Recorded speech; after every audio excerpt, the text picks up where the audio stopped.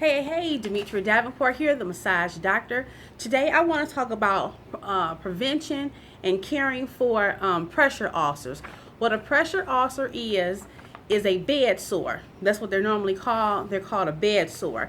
So what happens is when a person is bed confined or confined to a wheelchair, especially if they are at risk for falling, especially if they're in the hospital, in nursing homes, and also in home care if they're having someone come out to their home to take care of them.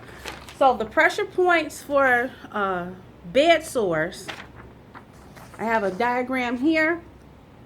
It affects the heels, the tailbone, the elbow, the shoulders, the back of the head, and then when the person is laying on their side, it affects the ankle, the outside of the knee, the inside of the knee, which is the medial and lateral side of both sides of the knee, the hip, the shoulder, and the ear.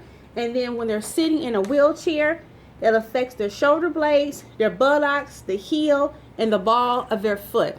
Those are your pressure points. And what happens is when a person is bed confined due to illness, and also if they're a fall risk, what happens is that those areas turn red. And as they turn red, it gets more pressure on there. And then if the person is incontinent, if they have on a diaper and they have to have someone toilet them, what happens too is that when they defecate on themselves or when they urinate, those bacteria from your poop and your urine eats at the skin. And what that does, it helps speed up that process, and those little bacteria eat away at the skin, and then those pressure points turn into the cubic ulcers. I have a diagram here. This is on the heel of the foot right here.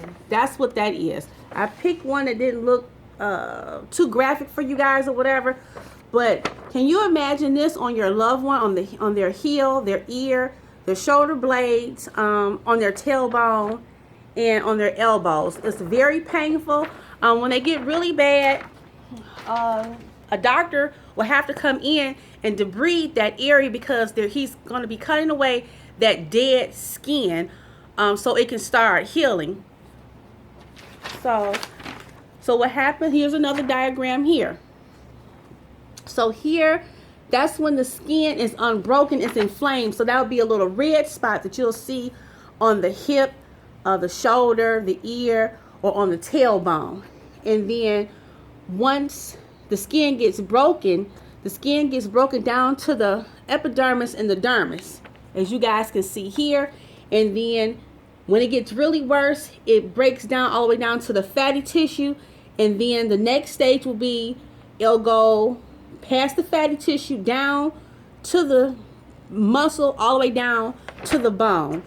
So guys, if you have someone taking care of your loved one, or if you're taking care of a loved one at home, especially if they have the signs, the beginning signs of a decubic ulcer or a bed sore, what you want to do before it gets that bad, you want to take and turn them every 2 hours. And then once they start getting to these stages here, you will have to turn them anywhere from every 30 minutes to every hour to take that pressure off of them. And also you have to make sure that you keep these sites here clean at all times. Once it gets broken down like this, you want to make sure you keep that area clean and dry, and also free from any poop or urine. You have to make sure, if they are incontinent and they're wearing a diaper, you want to make sure that you keep them clean, because like I said, once that skin breaks, those little germs from the urine and poop get in there, and they really start eating at the skin, and it just makes the process move along faster. So I hope this information was very helpful to you guys. The massage doctor signing out. Mwah! Love you. Bye.